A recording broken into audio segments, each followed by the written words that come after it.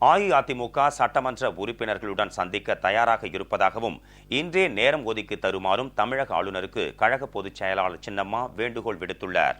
தமிழக நலன், அரசியல் சாசன இறையாண்மை மற்றும் ஜனநாயகத்தை ஆளுநர் காப்பாற்ற உடனடியாக நடவடிக்கை எடுப்பார் என நம்புவதாக சின்னம்மா தெரிவித்துள்ளார்.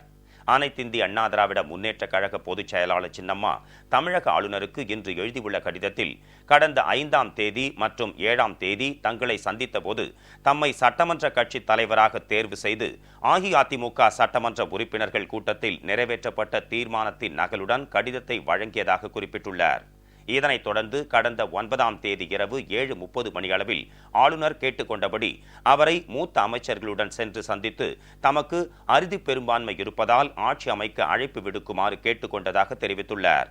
முதலமைச்சர் திரு ஓ பன்னீர்செல்வம் ராஜினாமா செய்ததோடு அவரது ராஜினாமா கடிதத்தை தாங்கள் ஏற்று 7 நாட்கள் ஆகிவிட்டன.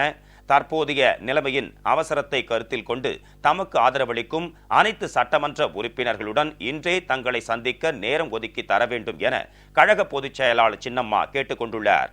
தமிழக நலன், அரசியல் சாசன இறையாண்மை மற்றும் ஜனநாயகத்தை ஆளுநர் காப்பாற்ற உடனடியாக நடவடிக்கை எடுப்பார் என தாம் நம்புவதாகவும் கடிதத்தில் சின்னம்மா தெரிவித்துள்ளார்.